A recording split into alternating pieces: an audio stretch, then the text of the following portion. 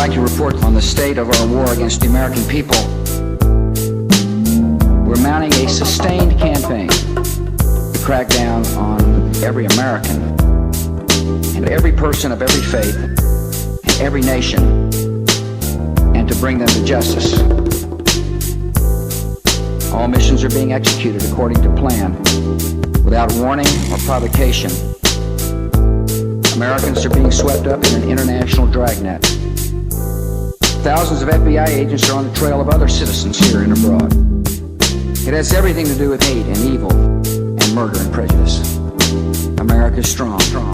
Now, I want to thank you all very, very much for coming. We're so surprised to have all of you here. I wasn't aware that you all were going to come, and so it's wonderful to have you. Anyway, this is, I'm going to be giving a presentation on the Sabeel 8th International Conference in Bethlehem. And I'm going to start out, though, with my notes from when it was my third day there. Or was it my second day there? It is Wednesday morning, and I lack the words to express how wonderful yesterday was. Yes, yesterday, Tuesday, when we arrived and we had not slept in a bed since Sunday night in Racine. Our taxi cab driver, his name was Rami, he gave us such a tour, driving us from Tel Aviv, Israel, to Bethlehem, Palestine. We passed many, many villages that were destroyed by Israel in 1948. Now, Rami knew the Arabic names of all these villages. For the most part, you didn't see too much but olive trees, and sometimes you saw rubble. But in some cases, the village was rebuilt, and that people were living in it once again. But of course, the names then were changed to biblical names.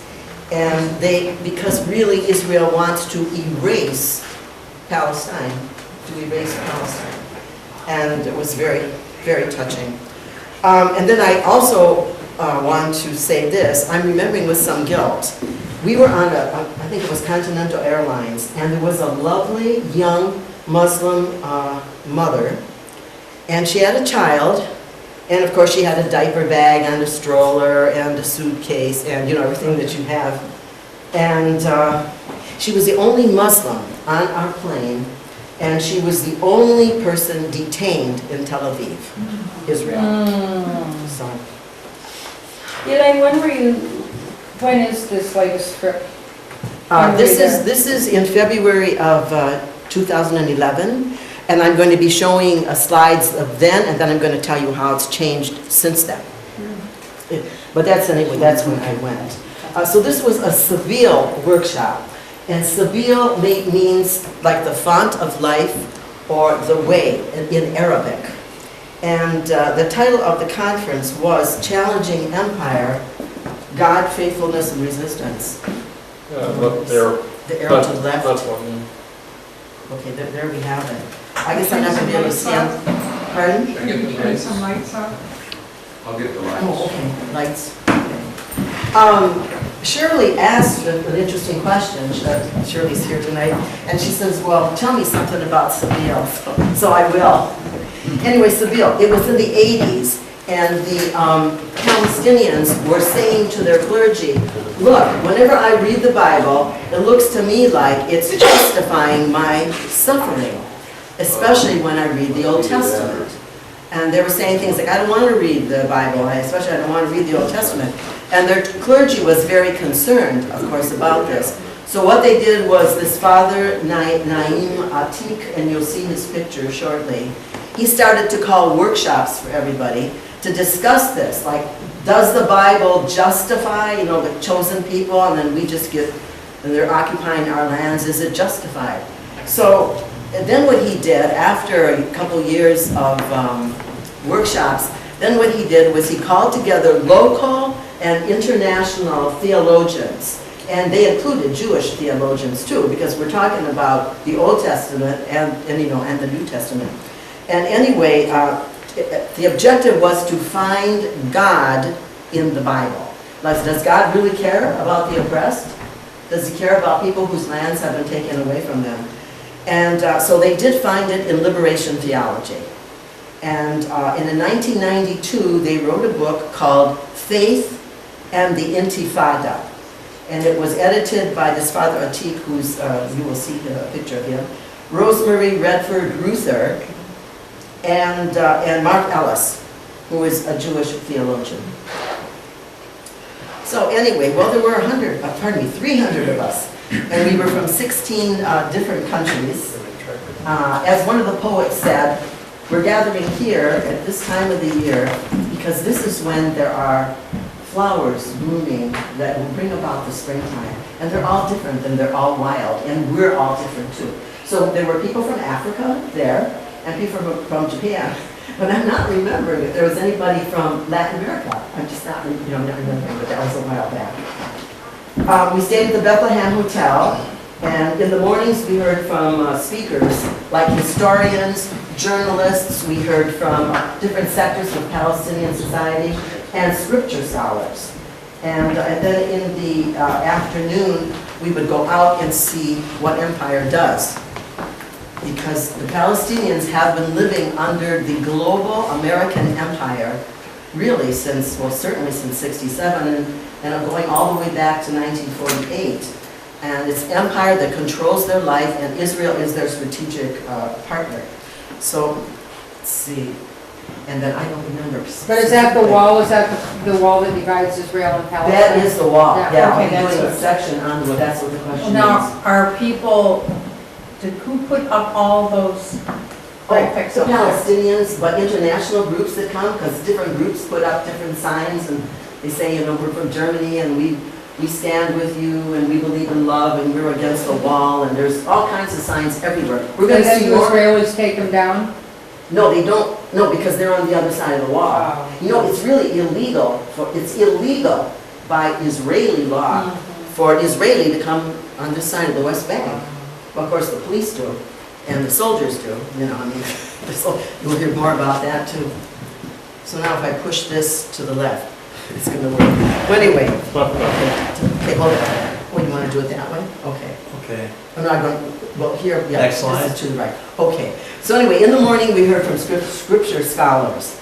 And these two were really good. This is John Deere, and you're going to see another scripture scholar.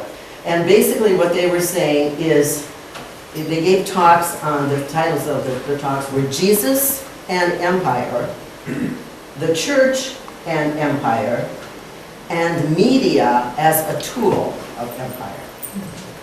In the afternoons, then, we went around to see what empire looks like, in Palestine. You do know that John Deere has spent a lot of time in federal prison for protesting at U.S. military facilities. Wonderful. Yes. He was real worried about getting back. Or he wasn't worried about getting back. He was worried about them taking his laptop and then getting all his contacts. He was very concerned about that. So the next one is going to show a picture of Richard Horsley, and those are my two favorite scripture scholars. We had a couple more. Yes, Who is this? Richard Horsley. Right now, I know I've read him. It's like in secondary sources. I've seen him quoted and stuff on this subject. So anyway, I do have to read those. Okay. Anyway, we're going to go. He's on the left. Don't change yet. We're going to go. The main characteristic, of course, is it's military. Occupations are always military, and this is control. They basically control you. They're against the International Declaration of Human Rights because you can't go anywhere that you wish to go. My Palestinian family that was Greek Orthodox, they could not go to Jerusalem because they're Palestinian. They're not allowed to go there. It's maybe only half an hour away, but they can't go there. It's a project to get there, even for us to get there. We have to go through checkpoints and everything, So they've been living under this empire, the United States empire, for a while. We're going to move on now to see pictures of the wall. Oh, but not quite yet. So that's Father Naim Atik. He is the one that started the Sabeel Center. He's just a wonderful person. And he was also one of our speakers, and they're eating apples, excuse me, but anyway, this is at one of the conferences or one of the lunches. I don't know if we can get this any clearer. Is it just me, or it's just not real clear? But these would be different pictures of the wall. As you see, there's the gun turret. That's real important. And the other thing that's real important in there is Motorola is in there. And the Palestinians say that even if you're whispering, they will repeat back to you what you said to your friend. That's how good this Motorola stuff is. And there have been boycotts on Motorola because of that. Just awful. Yeah, you're not even free to speak unless it's so soft. You know. More pictures of the wall. Bethlehem is totally surrounded by the wall. Totally. In the countryside, it's fencing with barbed wires. Some places it's electrical fencing, which we'll see some of that later. And then in the cities, you know, like big cities like Bethlehem, then you actually see the concrete wall. Yes? What struck me about the entrance through the wall into Bethlehem, there's a big sign there that says "Peace to all" or something like that. Yeah, you're right. Yeah, talk about So that. weird. I don't remember. You talk about it. Well, it's right at the checkpoint, and there's this huge. But they wrote it, right? Didn't Israel write it? Yeah. And it's in English and Hebrew, must be in Arabic, it's in a couple. And I'm not sure if that's the exact words, but that's the idea of peace No, to that's all. right. Yeah, that's Right at the their checkpoint. message to you. Yeah. If you get through the checkpoint anyway. We usually get through checkpoints, but Palestinians don't, you know. Next. Well, it's very sad. The wall is obviously. Look at the Statue of Liberty, they're spanking somebody. No, She's crying. She's crying. This is Crying. not clear. Yeah, but there's a baby on her lap. and she's- That's Palestine. And Face down. his name is, what's his name, Pat? I forget his name. Hamdullah? He's never going to face us until Palestine is free. So that's how you see him. He always has his back to us. And he'll turn around and face us when Palestine is free. And we can just stay right here, John. We're gonna move on now to see some villages in Palestine. But the violent takeover of Palestinian lands has as its epicenter 1948. And it's called the Nakba. That's what the Palestinians, and roughly translating, it's the catastrophe. That's how it's translated. And that is when over 500 villages were destroyed and over 800,000 Palestinians were ethnically cleansed. And this is by, they would go into your village at night, usually, with guns, forcibly remove the women and the children, forcing them out one way, taking the men to the center of the village, and then they had notes on the men. And they knew which men didn't like them colonizing the land. Well, of course, colonizing the land means taking their land, but they would know that, and those men were assassinated. And there were a number of massacres, and rape is part of it. I know people think, Israel, holy, whatever. Rape was also part of this. Even aerial bombing. By the summer of 1948, they were actually even bombing. And what they would always do is they would destroy homes, they would destroy the churches, they would destroy the mosques, they would kill your chickens and kill sheep or whatever else you had, and cut down your trees or whatever, because they wanted to make sure there was nothing for you to come back to. If you come back, there would be nothing there, basically. So that's why this next place that we're going to, which is called Bifta, is so unique. We're going to get there in a minute. Okay, next. This down in front is the little village of Bifta. It's a gorgeous little place. And way in back are the Israeli settlements. That's what it looks like in Palestine. You have these huge settlements, and then you have the little tiny villages. But they don't look like that, because this is an original Arabic Palestinian village. It's unique. It's the last remaining Arab village not destroyed or rebuilt and resettled. It's on the western slopes of the Jerusalem mountains, and there were 68 other little villages that were ethnic lands, but in this case, these buildings are still there. So, anyway, it was relatively, they were prosperous after World War II, and it was home to about 3,000 Arabic people. Along with some of the neighboring villages, what they did was they built a boys' school, an elementary school, and they built a girls' elementary school.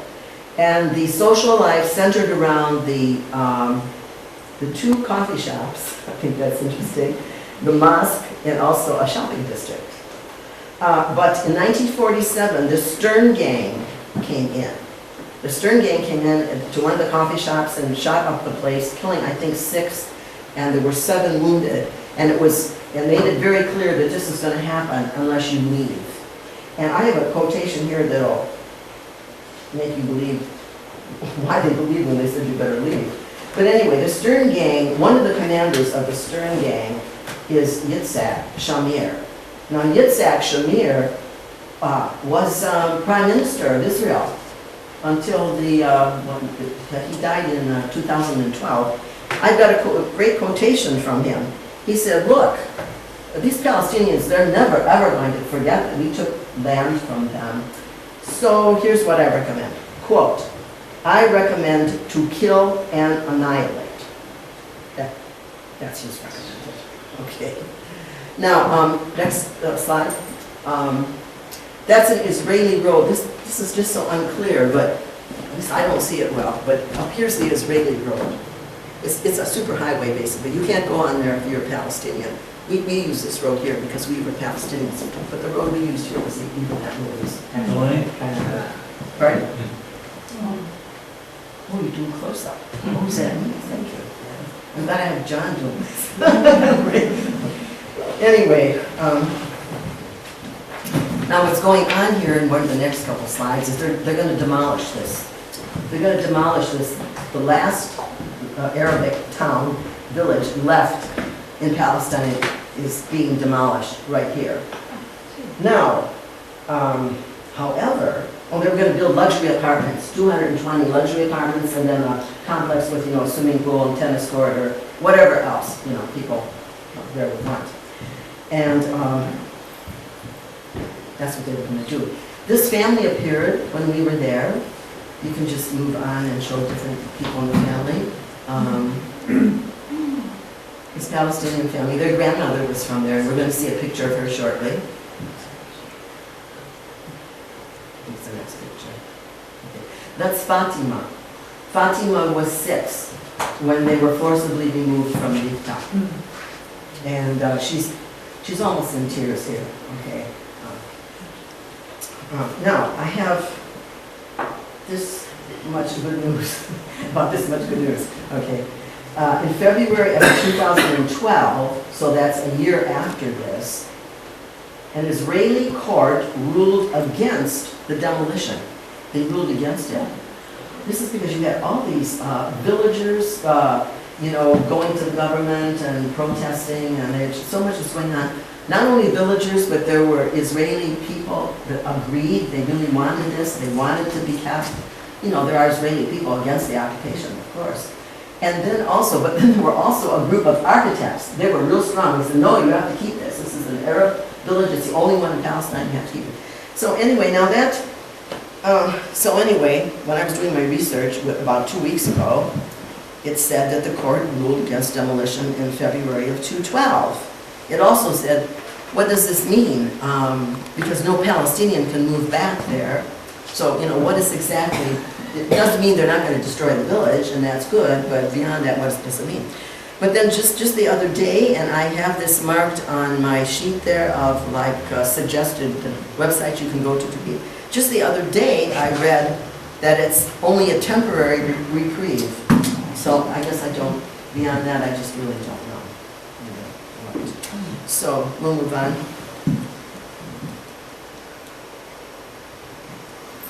Those are just in between.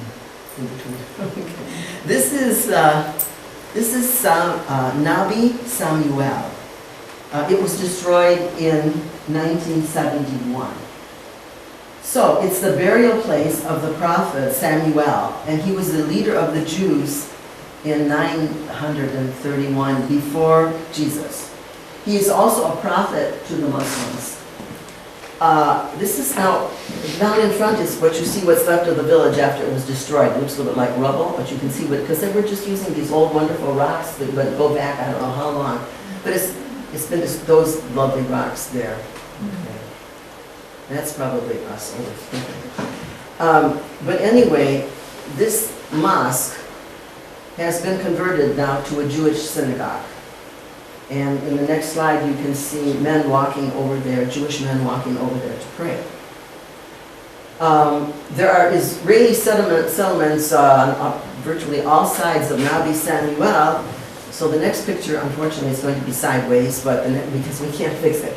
But anyway, that is a communication tower. Now, the communication tower is in Nabi Samuel.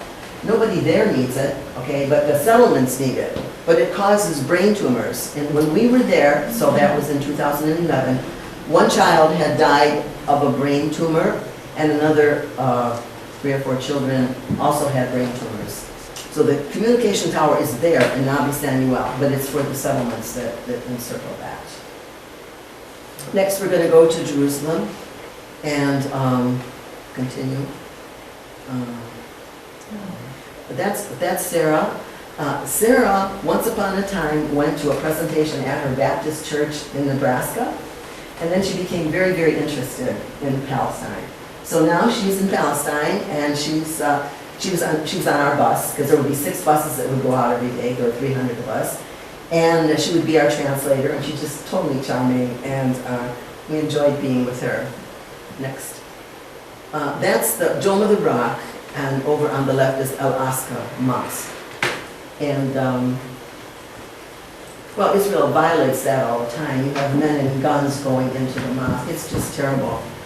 Continue, but anyway, that's a typical Jerusalem view.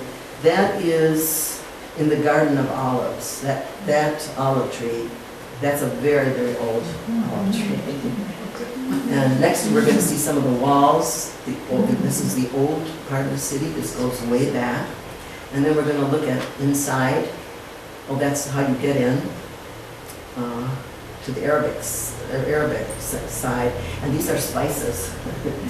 So yeah, we stopped there for about an hour. So that's gorgeous. And in the next picture, you can see more clearly what the spices are. Although I can't see them myself. But anyway, it's not pretty good. Anyway, the reason we're going to Jerusalem is because of at that time, many homes were being demolished, and it's even worse now. Israel is demolishing homes in Jerusalem because they want all of Jerusalem to be Jewish, and they want to build and expand settlements. So, they're illegal, of course. But so here we are, we went to this demonstration, and anybody, we can continue to the next one. Can you see what language that is? Yeah, it's Hebrew, yeah. So anyway, this group was a Jewish group, and also there were internationalists there. You can see them in the background, and we were there. And this goes on every Friday. Every single Friday there's this demonstration. That's Ethiopia. That's what? That's Ethiopia. Which one is Ethiopia? Which one? Really? Oh, One the of back. them? The green? That one? Oh. Wonderful. okay. Absolutely wonderful. Well, there's a lot of Jews that have come from Ethiopia. That's right. And what I heard is that they have a, what do you call that, instruction center or whatever. They have to live there for like 2 years or 1 year to become, no. Especially people from like the African countries, Jews from Africa, or other areas that are not acclimated to Western, they live there. Yeah, they live there, they learn the language and They have to they acclimated That's before they for sure. left free to come. Oh my goodness. Okay.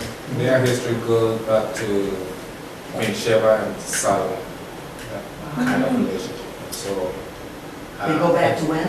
Queen Sheba in the Old Testament. Sheba. Sheba. And It's King Solomon. Solomon. That's where that, Yeah. that's That makes And sense. the Acts of the Apostles too. One of the stories is after Pentecost, one of the disciples named Philip was taken to this Ethiopian Really? king to baptize him. Yeah. Actually, I've heard that the Ethiopian Jews are the blacks of our country. Yeah. That's right. That's how- Ethiopian Jews are what? The blacks. Oh, They're like the blacks of our country. They're treated like, that was, Yes, they're treated yes, like the that's blacks. Well, Ethiopia. So there's white Jews and then, you know, Ethiopian. They're also Jewish. Aden. Let me see, that's more pictures here. Protests. From, this is East Jerusalem. And a lot of these people are Jewish here. There's internationalists here, you can continue. And that's the Palestinian flag, of course.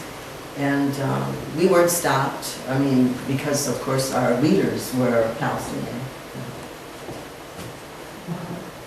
Now I want to just wait a second here then. This will be an update on house demolitions, okay? It's even worse now, okay? And there's a lot of attacks in Jerusalem. And for instance, in May of this year, 40 children were taken. Some of them were taken in pre-dawn raids. They go into your house, they take your kid out. And some were taken out of school during the day. And some were in peaceful marches and they were taken. These are children from the age of 7 to 18. Half of them are 15 and younger and the other half were older. This is against international law. You cannot take a child from school and throw him in prison. And these kids were, and of course, they go into a home and there's nothing you can do. They have guns. They come in and take your kid, and what can you do? I mean, you can cry, you can shout, you can say, don't take them, you can try to push them or whatever, but they have the guns, so they take the children.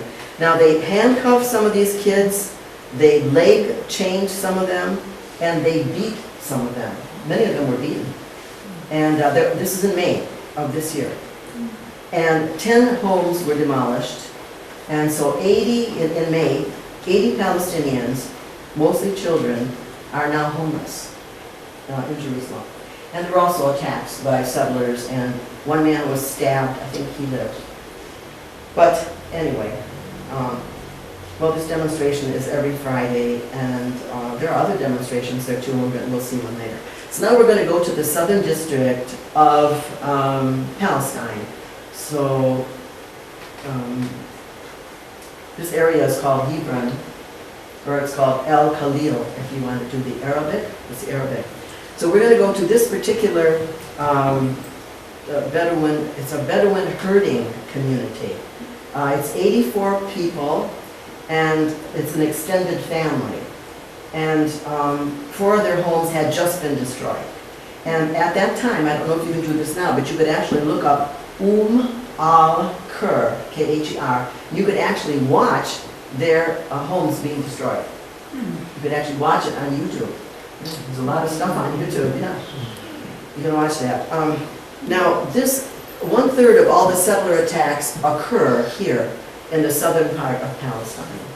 And throwing rocks at children on their way to school, scattering sheep, burning a sheep in the presence of his shepherd, throwing the carcass in the well so that it would pollute your water, hit and run shootings, hit and run accidents where, this was in Hebron, I did a letter to the editor on this, it was a couple of months where a number of women had been attempt to run them over. They would be holding babies. They might be walking with a 2-year-old. Just awful stuff. We can show some more here.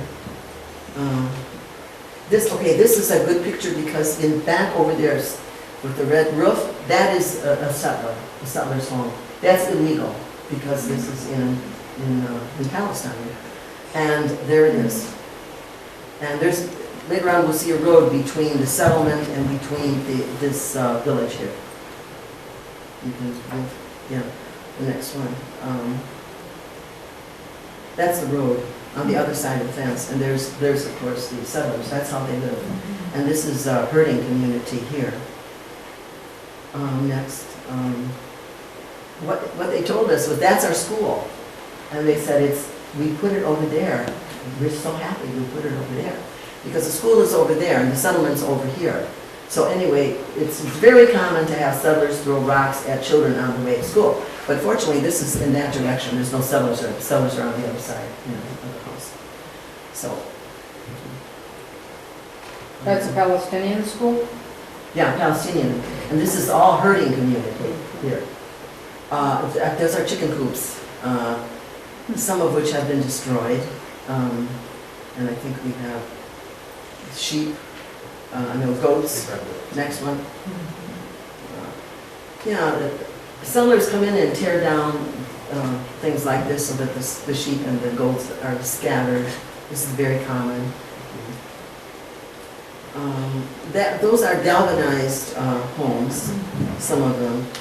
And on the Sabbath, Jewish kids throw rocks at the middle of the night at these galvanized homes, which makes a lot of noise and it keeps you up.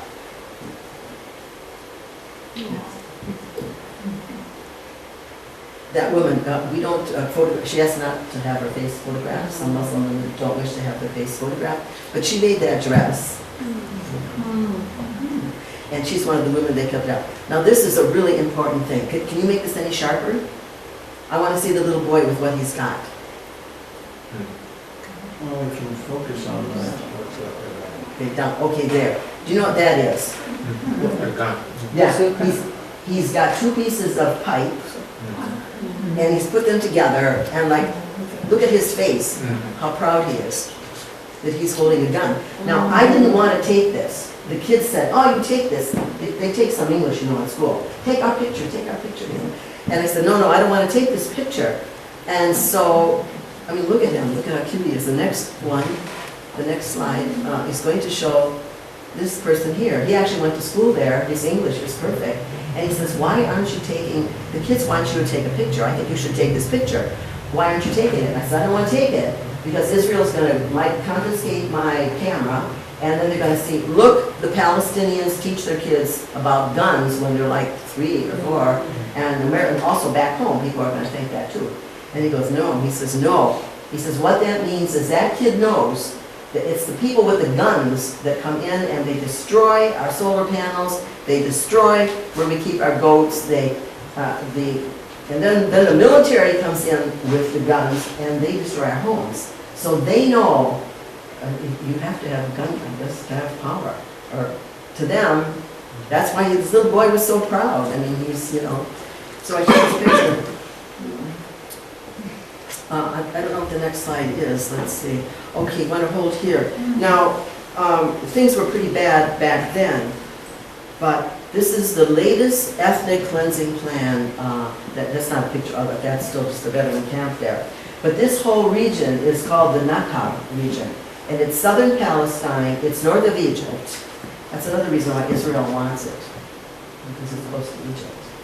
And it comprises a third of all the land in Palestine.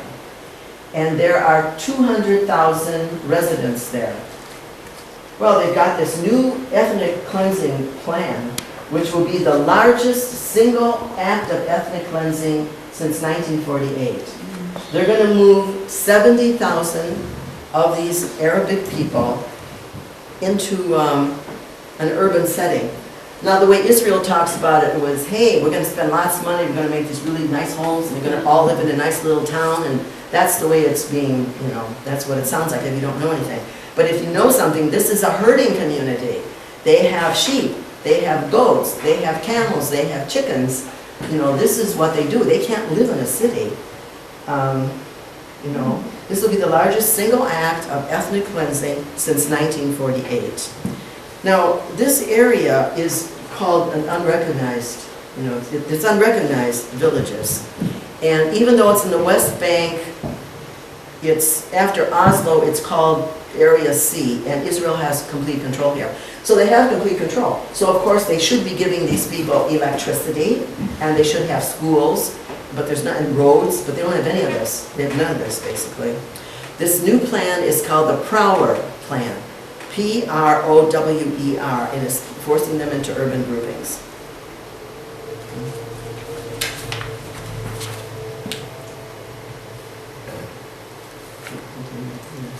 This is all still in this. We went to 3 different Bedouin communities, so I want John to stop at one, that one, okay, stop at that one. That's the conference center, that's what it looks like in a Bedouin community. That was donated by the United Nations, and the next picture is not yet, is we're gonna go inside, and we're gonna have a conference center, we're gonna talk to people in there, and it's, I can't read that, but, Design? yeah, the sign. Committee and the people welcome distinguished guests. And we were some of their distinguished guests. So in the next slide, we're going to meet Judith. Judith is with she's not with the Israeli Committee Against Household Demolitions. She, I believe, is with DOVE, which is D-O-V-E, not remembering what it stands for. But it's a group she's Jewish. Now, if she gets caught doing this, because this is the West Bank, if she gets caught doing this, she'll be thrown in jail. But she will never be tortured, she told us. They will never torture me because I'm Jewish. And they'll just throw me in jail overnight, and then they throw me out the next day because I'm pretty low in their status, because I'm working with Palestinians, and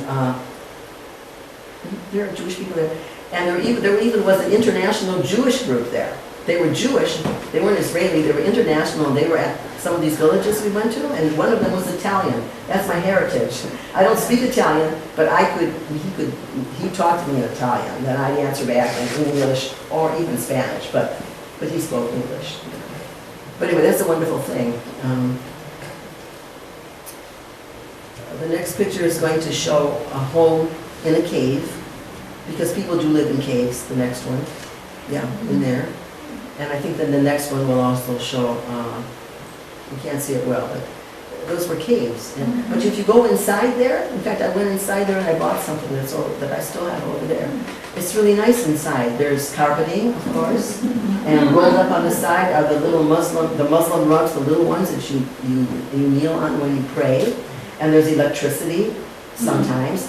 One of these villages had electricity because Jimmy Carter or somebody was there and found out they didn't have electricity. Some big person internationally was there. So then Israel started giving them electricity. Some of the other villages had solar panels that had been put up and donated by international groups, little grassroots organizations put up, but some of those get torn down and then somebody puts the next one up. So anyway.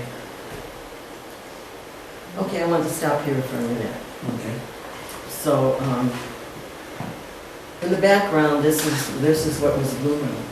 This is the Middle Eastern anemone. It's just gorgeous. And this is February, so it's blooming at the end of February. And it's a symbol of spring and a symbol of life. Oh, there. Okay, yeah. No. It was just gorgeous, yeah. I've seen it. Oh. Where we're going to go next is Elaine. And Elaine, B-I-L-I-N, have been demonstrating against the wall for 6 years. So go back to Iyad. He coordinates the demonstrations, and Sonali and I heard him speak in Milwaukee. They're very creative. They're organized demonstrations every Friday after mosque. Okay, everybody goes there and they demonstrate. They usually bring about 200 or 300 people, but when they have special occasions, they bring as many as 3,000 because people come, internationalists go there. In fact, that's one thing they want to find out when you get to Tel Aviv. If you went to Tel Aviv, you want to know what you're going to do. You certainly don't tell them you're going to go to Berlin, okay, or any of the other villages. But now there's 18 other villages that are having these regular planned demonstrations. This village is 7 miles from Ramallah. There are people living in Racine and Milwaukee from Ramallah. And it's being taken over by a huge settlement called Modin Illit, which we'll see in a minute. This person, his brother, is the person who directed the film 5 Broken Cameras. And by the way, I do have that with me, and you can borrow it. Okay, you just have to tell me. And It's also on Netflix. Pardon? It's on Netflix. Is it really? Yeah, okay, that's wonderful. 5 broken cameras. Yeah, 5 broken cameras. Now, what next slides? Okay, this up close, you'll be able to see these black little round things, and what they are is their tear gas canisters. And tear gas can kill you.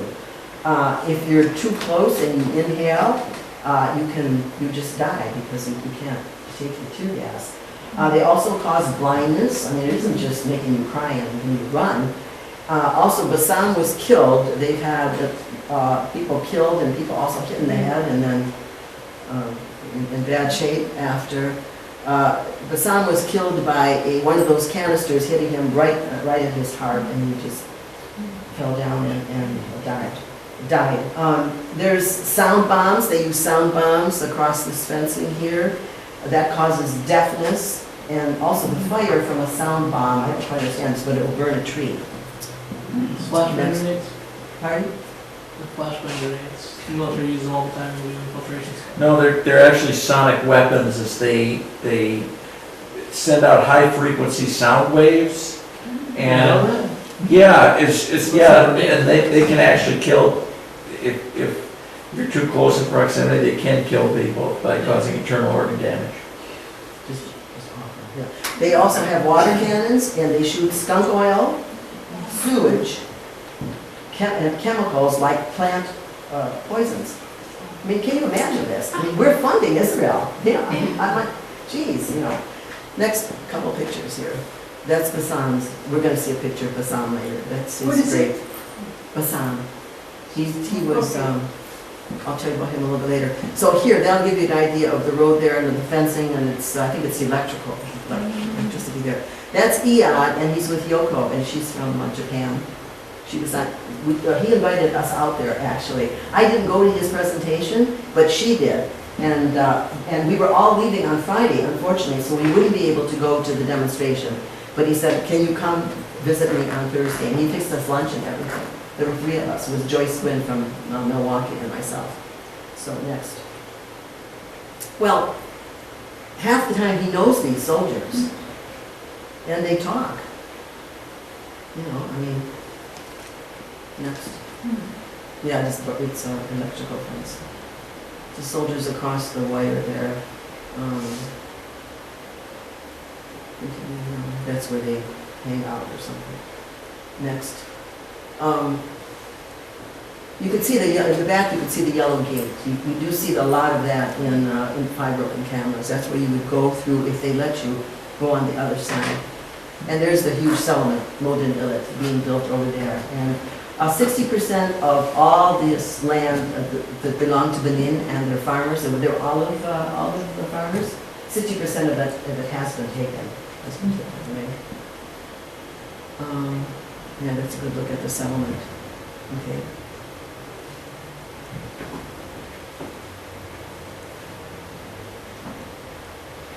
But then, his name was Simon, and he's from the Netherlands. This goes on all the time. There's all kinds of people that come here from Europe and other places, and we saw the home that they stay at. There's a home that kind of set aside for people who visit from other countries, right there in Benin. And there's Iyad with his two sons. Now this has been going on for 6 years, and they have advised other villagers how to do this. This is planned demonstrations, non-violent. Actually, you almost never read about non-violent demonstrations in Palestine. I mean, I don't know where you would even read that in the newspaper. Sojourner. So, okay, yeah, there are places you can find it, but it's not the Racing Journal Times, that's for sure. Okay, so this is really my last slide here.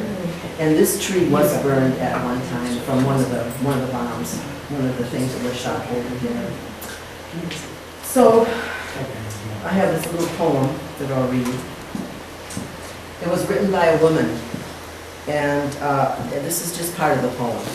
And it said, she said, go play outside, but don't throw balls near the soldiers. And when a jeep goes past, keep your eyes on the ground. And don't pick up stones, not even for hopscotch. Kan Yamikan.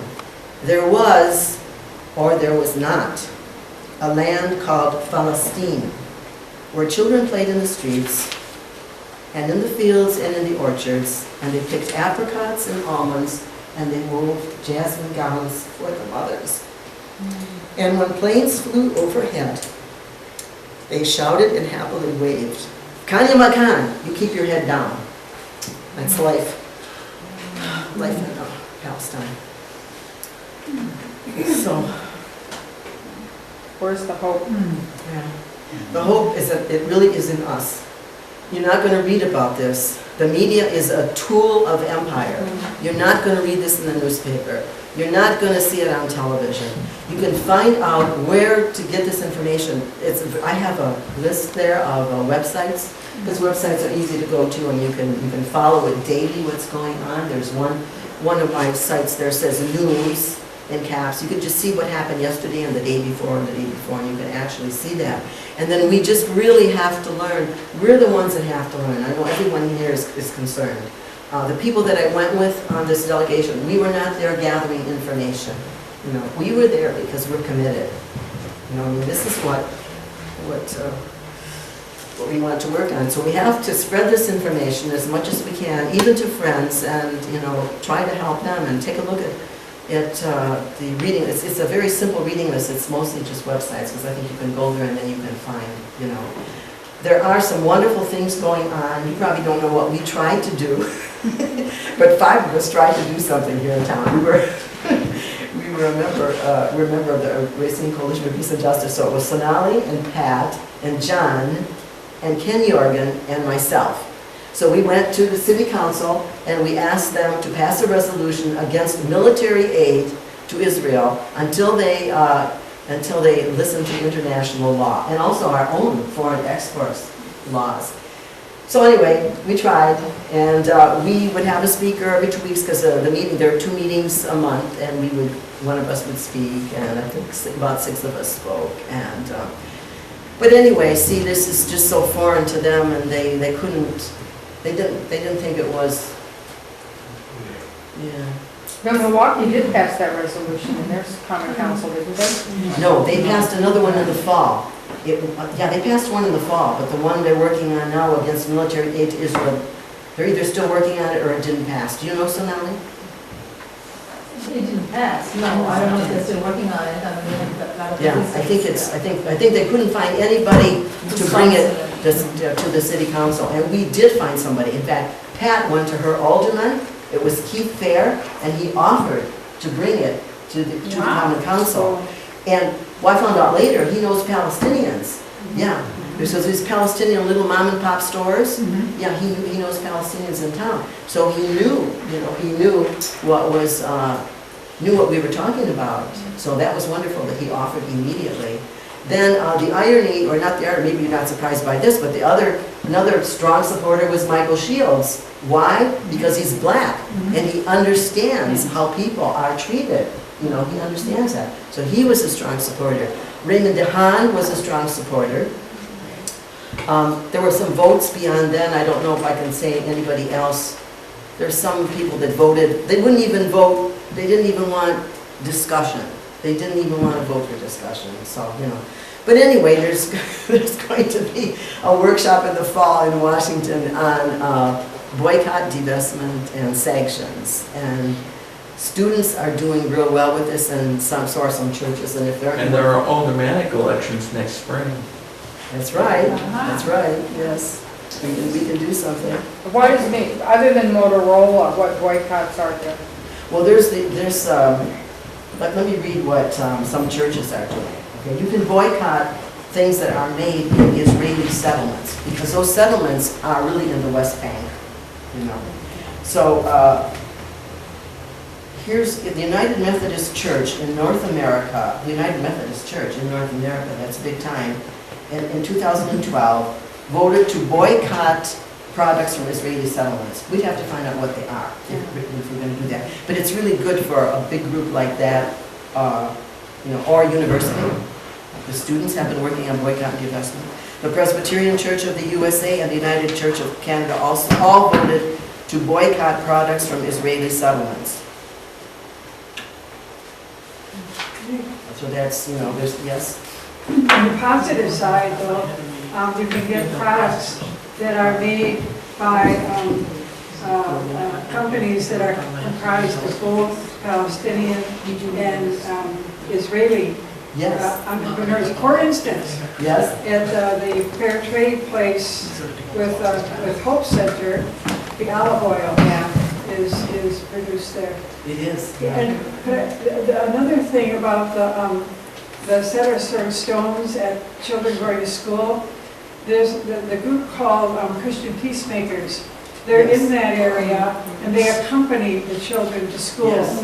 to protect them. And this Dove, I don't know if the woman that you mentioned, but Dove is another, I thought it was Muslim, but maybe this is something different. Anyway, they're similar to Christian Peacemakers, where they do the human rights. It's with human rights Yeah. in the Palestinian territories, yeah. Yeah, so there's good things going on. Wayne? I'm not totally sure I'm correct on this, but I think there's been some ads on television where you can make your own carbonated drinks. And you've probably seen the collapse of Pepsi-Cola, and I think those mechanisms are made in Israeli settlements. That's true, yes. What is that called? Probably none of us do It that. didn't stick. But yeah, I mean, they make it sound real good. You can make your own soda at home and then you're not using all these plastic bottles and everything. But really, it comes from a settlement. And there's big boycotts going on. That's kind of among people that use that kind of stuff. I mean, that's why you can't think of the name of it. I know people that have those, yeah. What? I know people that have those, you know, you ask for a glass of water and they say you want it carbonated and they'll Yeah. infuse it somehow. Then they can give I you a don't- flavor. but, yeah. I don't know if it's that company. Yes? If you go by jacket, then the other people can see whether your bank is. Oh, if I stand here, you mean? Or Well, I can stand there because I'm not looking at any of this. Okay.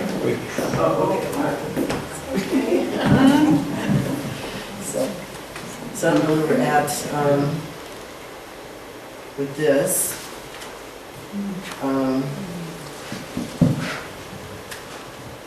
I guess that's the best we can do is educate each other. And that's why we really appreciate you coming here today. Wayne? I suppose most people are aware of this. You want to make a few comments about the control of the water supply in Palestine, too. Go ahead.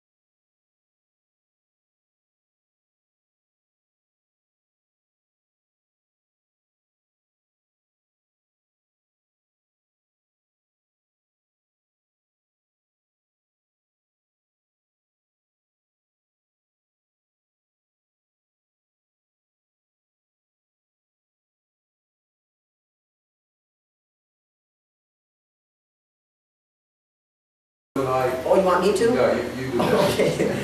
When I was there in 2008, the family that I lived with said that Israel controlled, let's see, 5/6 of the water supply.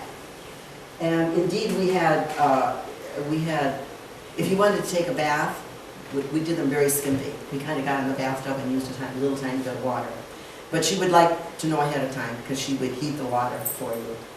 And that's what it was then. And Israel, places in Israel, homes and stuff like in the settlements and stuff, they have swimming pools. You know, they have swimming pools. We also heard from a person from the Golan Heights. He was Syrian. The Golan Heights belongs to Syria, but Israel doesn't think so. So anyway, but it really does belong to Syria, but it's part of Israel. And there's mountains there, and there's water that comes from there. That's why Israel wants that land. It's real high, and there's springs and water that comes from there. Yeah, I mean, Palestinians don't have really enough water. The United Nations said that in 2020, that Gaza will be uninhabitable, and it's partly because of water, and also because of wet sewage. Sewage, just awful. That has been, to to Gaza. And she's given good presentations. She gives the presentations on Gaza. And it's true, you drive, I forgot what the name of the place is, but in the bus, it's right near the Mediterranean, it's right on the Mediterranean coast, but you come to this one part, you smell the sewage, and it's just rolling down Into the sea. into the Mediterranean. It was destroyed. It was bombed. It was destroyed, by Israel. So yeah, I mean, this is. Can you imagine this? I mean, we're funding this. Our tax dollar is. Yeah, our governance. It's. How much per day? At least 8 million a day. But I went to the Applied Research Institute, and they said if you really look at all of it, it's $16 million per day. 16 million per day. When we were attacking El Salvador a long time ago, at one point it got up to something like $2 million per day. El Salvador's really tiny. Well, really, Israel's really tiny. I might have this wrong, but anyway, I think that six Israels, but I'm not, would fit in Wisconsin. I mean, we're talking really small here. Massive amount of money going to them. We could use the money here, What's the population? Population, maybe 4 or 5 million Jewish people and maybe 4 or 5 million Palestinians. They said that by the end of Obama's 8 years, that there'll be more Palestinians than Jews or than Israelis. Yeah. Palestinian numbers are increasing faster in spite of all of this? Yes, they really believe in life, and I think that some of the, well, at one time, Israel had this campaign, and the campaign was to try to get Jewish mothers to have a whole bunch of kids, okay? And they were going to give them prizes. Oh, no. They were going to give them prizes, but what happened was, I guess they didn't define it very carefully, and the Muslim women, they do that anyway. So anyway, they won some of these prizes, and then they ended that. Very well. Yeah. They're taking so much away from them, all they have is each other. That is true. They do have each other. I just got a letter from Veronica. Veronica is a woman that we stayed when we did the olive harvest. Some of you have seen my olive harvest presentation. When we did that, Pete, I never introduced myself. I just remember it now. And when we did the olive harvest, she and I shared a room, and we were living with a Palestinian family. So we ate with them, and we spent all our time with them watching television and breakfast and supper with them. But then we slept in what looked like a mother-in-law's cottage, And anyway, she just wrote to me, and she said she's been back there recently, and some of those olive fields that were under Israeli soldiers were trying to take. Oh, you're cheating.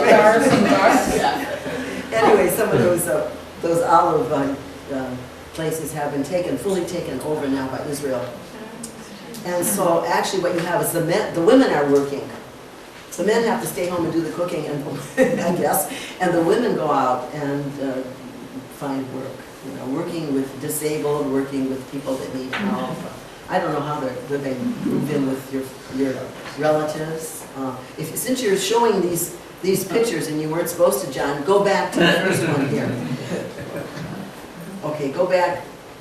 Okay, there, that one. Unfortunately, that's me, and that's Joyce. And this person is Jamal Abdel Jaber, and he owned Matrangas. Yeah, I went into Matrangas once. I had a button on, and it said peace, and it said peace in Arabic, in English, and in Hebrew. And so we got to know each other, and he started coming to meetings. That's Jamal. So I think that's it. Thank you. Good. Thank you.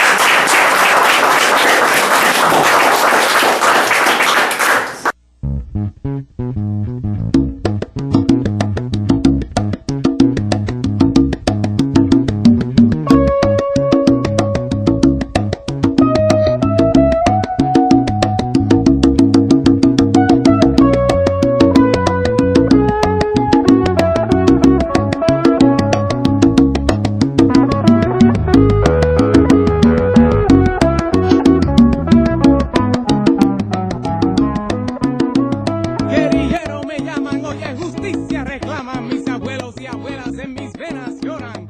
¿Qué pasará con la rumba de todos los días? La que